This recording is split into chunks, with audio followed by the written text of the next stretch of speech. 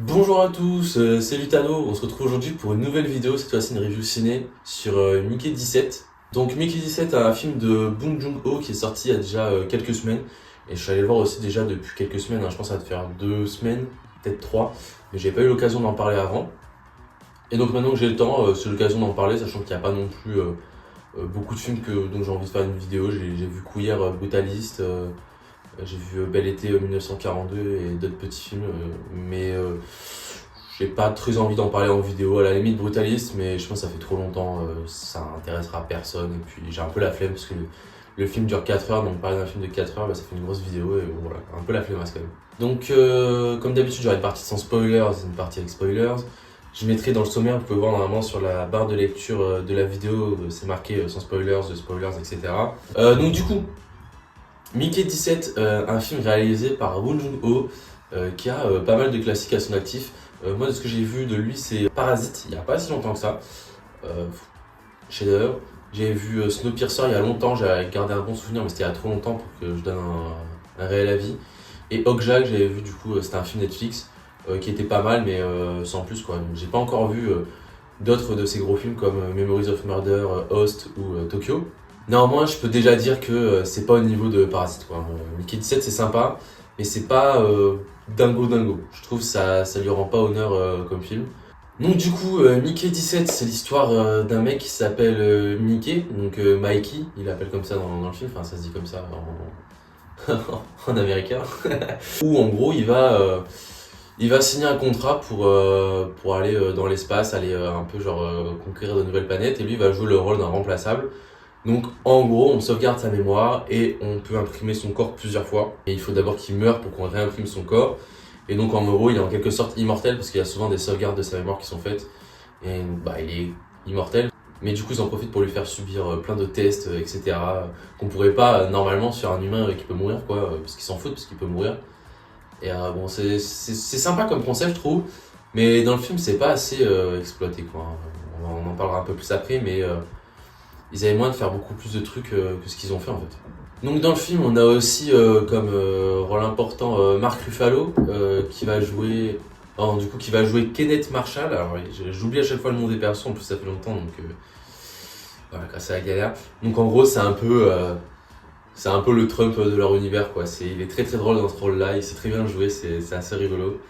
On a aussi Toni Collette qui joue du coup Ilfa, la femme du perso de Mark Ruffalo. Et après, on a quelques autres acteurs comme Naomi Aki, je connais pas trop, Steven Yeun et Anna Maria Bartolomé, qui me semble est française. Donc Cocorico, c'est sympa, même si son rôle, bon, je le trouve pas ouf, mais on en parlera encore après. Donc Mickey 17, ça raconte à peu près ça, quoi. Toujours récit un peu anticapitaliste, tout ça, un peu qui défie tout ce qui est industrialisation dans le terme exploité. Voilà, parce que c'est tous les Mickey qui meurent, à chaque fois ils sont numérotés, donc c'est comme si t'étais un numéro, c'est plus vraiment un être humain, quoi. Ouais, il appelle Mickey 17, après 18, etc. Voilà, ça critique un peu ça critique un peu le colonialisme, donc ça se voit surtout à la deuxième partie du film, qui est clairement meilleure que la première partie du film, selon mon avis. Parce que voilà, quoi, la première partie du film, c'est un peu du world building en fait, c'est-à-dire que ils mettent en place plein de trucs, ils expliquent tout dans l'univers, mais ils expliquent trop en fait. On a l'impression d'être dans un RPG ou d'être dans un animé de plus de 1000 épisodes. C'est pas super intéressant en fait, c'est juste ils font du listing, ouais bah il se passe ça, il y avait ça parce que ça, et puis il y a ça, et puis il y a ça qui fait ça, ici et ça. Bon ok, ça peut être sympa et tout, surtout sur un film un peu univers étendu, ok pourquoi pas, ou sur une série. Mais là, sur un film de 2 heures, je trouve pas ça ouf quoi. Surtout le début du film, c'est un peu le début, pas classique, mais un peu cliché. On arrive, on est déjà bien avancé dans l'histoire, c'est la première scène, c'est pas du spoil, hein, c'est vraiment les premières minutes du film.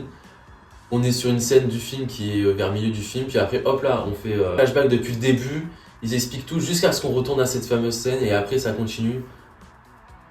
C'est tellement cliché, enfin je veux dire ça, on fait à chaque fois depuis je sais pas combien d'années. Je trouve pas ça très intéressant comme procédé parce que du coup, bah, je sais pas, on se fait un peu, on s'ennuie un peu quoi, le temps qu'on arrive à là, surtout qu'il n'y a pas non plus de grosses révélations juste avant quoi. Tout ce que j'ai dit, c'est un peu du world building. Pareil en termes de mise en scène, c'est pas vraiment inspiré, hein. Clairement, c'est même pas inspiré du tout, hein. Il y a rien d'exceptionnel. Même sur la composition des cadres, des couleurs et tout, ça assez terne tout le temps. Vraiment, vraiment rien de fou, hein. Je sais pas, je pense qu'il était pas giga inspiré sur ce film, ou il avait pas envie de le faire. C'était, ouais, ce côté-là, c'était pas dingue, hein. Même après, quand le film commence un peu vraiment, on voit l'intérieur du vaisseau et tout. Enfin, les décors, ils sont pas dingues, quoi, hein.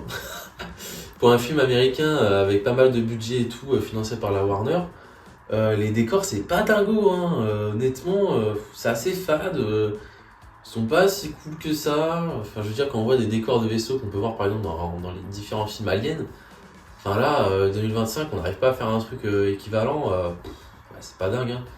Pareil, la planète, ok, ils arrivent pendant qu'il neige et tout. C'est dans le trailer, hein, mais je veux dire, la planète, elle est tout le temps comme ça. Genre, y a rien de. Ils auraient pu faire un truc un peu faune et flore sauvage, genre vraiment abondante partout. Ça aurait été stylé, au moins à l'œil, ça aurait été sympa. Mais là, tout est gris, blanc, juste il neige, il y a des grottes. Bah, super. C'est pas dingue quoi. Voilà, aussi dans le film, on va avoir des sujets abordés comme par exemple le véganisme, un peu à la façon de Okja, si je me souviens bien.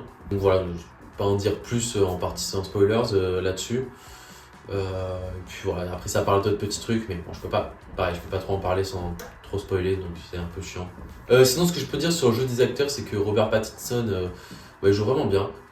On a l'impression vraiment que c'est deux personnes différentes qui jouent le Mickey 17 et le Mickey 18. C'est assez bluffant, hein. Il a même pas la même voix entre les deux. Au début, je ne reconnaissais même pas sa voix sur Mickey 17 parce qu'il a fait très enfantine. C'est c'est un peu surprenant. Voilà, après Mark Ruffalo il est vraiment trop fort à faire les méchants débiles là. C'est comme dans son rôle dans Poor Things. C'est hilarant, c'est vraiment une caricature. En plus là c'est vraiment une caricature de Trump avec des événements récents, c'est rigolo, j'en parlerai un peu plus après. Il y a des références comme ça dans le film. C'est vraiment ultra drôle quoi. C'est le Trump complètement débile qui a aucun cerveau. Où en fait c'est même pas lui qui décide quoi. Ah, puis après le reste du cast je trouve joue plutôt bien. Et la française qui joue, bon elle joue bien mais c'est dommage parce elle a pas un rôle super intéressant en fait. Je trouve pas ultra pertinent, je comprends même pas à quoi il sert. À un moment elle a une scène super bizarre, où j'en parlerai après en spoilers, mais elle a une scène super bizarre et qui revient pas après. Enfin c'est un peu étrange. Du coup voilà. Mais dans l'ensemble ça joue plutôt bien. C'est dommage qu'ils aient pas un peu plus développé tout le rapport un peu éthique à cette technologie de clonage. Ils en parlent un peu, mais je trouve que c'est pas super bien développé, super bien amené. Ça ne fait même pas tant poser la question que ça en fait. Ils décident un peu à notre place, sans trop de débat ni quoi que ce soit. Enfin, je sais pas, je trouve pas ça, encore une fois, super intéressant quoi. On a l'impression de regarder un film qu'on a déjà vu quoi, un scénario qu'on a déjà vu, et comme tout ce qui est mise en scène et tout, il n'y a rien de super intéressant. À part à la fin, où il y a des scènes un peu, on retrouve un peu de l'horreur de Bong Joon-ho, ça c'est vraiment sympa. Sinon, honnêtement, c'est pas dingue quoi, c'est dommage, c'est dommage. En fait, le film a du potentiel, quand on voit la bande-annonce, ça donne envie et tout, surtout avec le cast, avec le réal. Mais après, devant le film, bon, bah dommage quoi, on aurait pu faire mieux. Après, ça reste pas, enfin, c'est pas un mauvais film, hein, attention, hein, loin de là. Mais je m'attendais à mieux. Je vois, ça commence à faire un peu de bruit, je suis désolé si on entend un peu des bruits et tout. C'est mon voisin du dessus qui sait pas en fait qu'il est pas obligé de gueuler pour parler en fait. Donc bon, comme c'est pas très bien isolé, c'est possible qu'on entende un peu des bruits vu que je filme avec le micro du téléphone. Bon, bah, du coup ça capte un peu tous les bruits autour, donc bon, désolé. Il faut que j'essaie de me prendre un micro. Donc voilà, maintenant on va passer en partie spoilers. Du coup, partie spoilers, ouais, je voulais parler un peu plus du personnage de Mark Ruffalo qui joue, un peu la caricature de Trump. C'est vraiment rigolo parce que du coup, c'est sa femme un peu qui dirige plutôt que lui. Donc ça montre vraiment le type complètement écervelé qui est complètement con. Bon, en fait, il décide rien du tout et juste c'est la figure un peu charismatique, mais qui est même pas si charismatique que ça. Et personne comprend pourquoi il a tout le monde lui accorde tout ce juice quoi.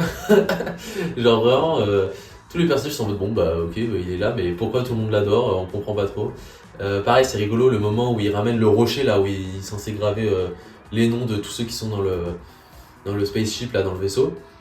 Pareil, il y a le Mickey 18 qui essaie de le tirer dessus et la balle qui le frôle mais qui le tue pas, mais qui lui laisse une égratignure, bah, comme Trump, ce qui s'était passé il y a quelques mois avant les élections américaines.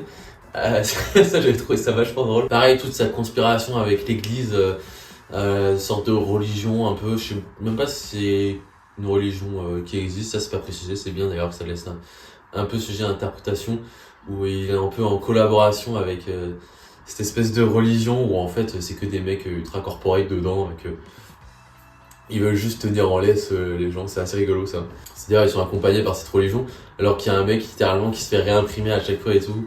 Normalement censé y avoir un peu conflit d'intérêt quoi, mais ils en parlent jamais, en mode c'est toléré par l'église et tout, comme quoi ça a montré que c'était une mascarade un peu pendant le film. Et du coup ouais, comme je disais, la première partie du film c'est pas ouf, mais la partie de la deuxième partie c'est pas mal. Et pour moi la deuxième partie ça commence quand en fait il y a le Mickey 18. Il y a Mickey 18 qu'on voit, et même un peu après, je dirais plus à partir du moment où il commence à y avoir Biz, l'autre faire un plan à 3 là, la meuf de Mickey. C'est à partir de là où ça commence à être pas mal, enfin juste après, parce que pareil, cette scène du plan à 3 c'est un peu bizarre. Ça amené ultra bizarrement, du coup on a l'impression que elle révèle ça que depuis le début, mais après ils en reparlent jamais.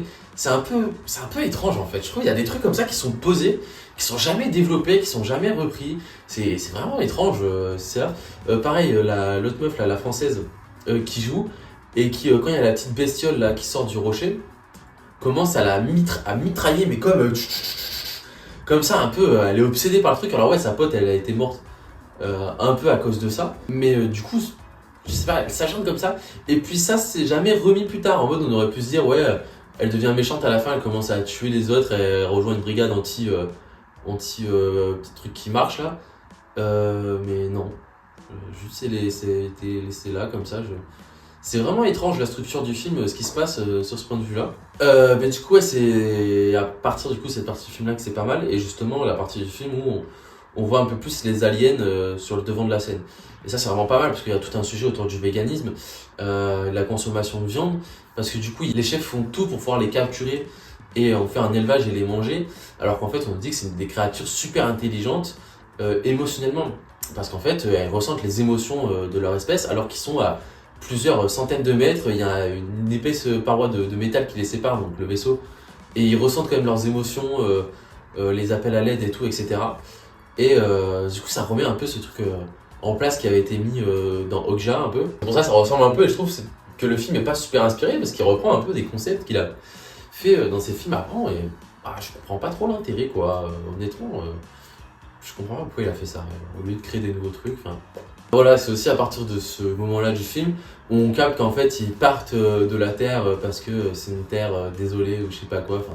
Ce que nous vend le dirigeant, le perso que joue Marc Ruffalo qui mène ce truc là, alors qu'en fait il a juste perdu les élections. Du coup il veut se barrer, ou en mode ils vont refaire un havre de paix et tout comme au début de l'humanité, sauf qu'en fait on se rend compte à partir du milieu du film ils sont même pas encore arrivés sur la planète, qu'en fait ça repart comme ce qui était sur Terre, donc commence à y avoir du deal de drogue, pareil, commence à y avoir de nouveau la religion qui s'impose et tout, et qui vient un peu parasiter tout ça. Quand ils arrivent de nouveau, c'est le colonialisme. Donc voilà, on va exterminer toutes les espèces qu'il y a ici sans même comprendre si elles sont dangereuses ou pas, si elles nous veulent du mal et si on peut cohabiter avec elles.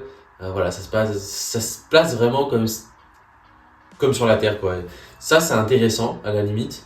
Mais le reste, pas tant que ça. Après, ce qui était sympa que j'avais parlé du coup au début, c'était un peu le fait qu'ils étaient numérotés, tous les Mickey. Donc pareil, c'est comme quand t'es employé d'une énorme chaîne, d'une énorme entreprise, t'es qu'un numéro au final pour ces patrons-là.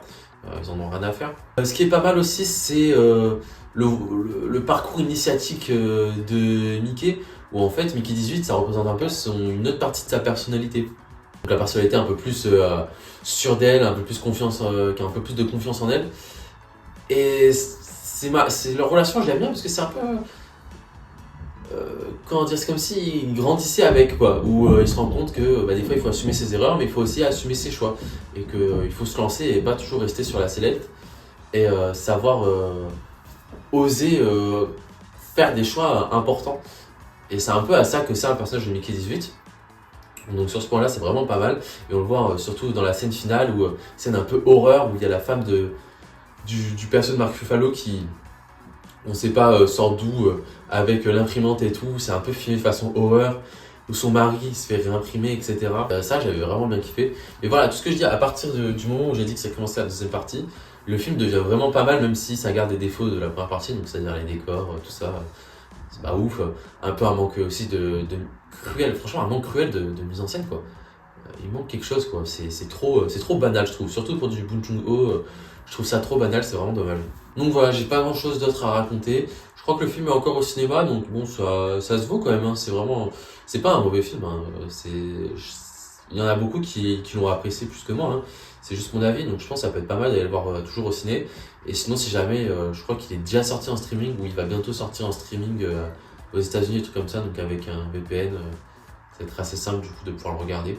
Donc voilà, dites-moi ce que vous en avez pensé un peu cette vidéo. J'ai essayé encore de filmer de jour comme la dernière vidéo, je trouvais que l'éclairage était plus sympa. Donc voilà, dites-moi ce que vous en avez pensé. Normalement, prochaine vidéo, je vais essayer de parler d'une série, The Last of Us, la saison 1, avant que la saison 2 sorte. J'espère être assez rapide. Et voilà, sinon, dites-moi s'il y a des choses que je peux améliorer, ce que vous avez pensé de la vidéo, ce que vous avez pensé du film aussi, ça m'intéresse. Et puis voilà, on se retrouve pour une prochaine fois.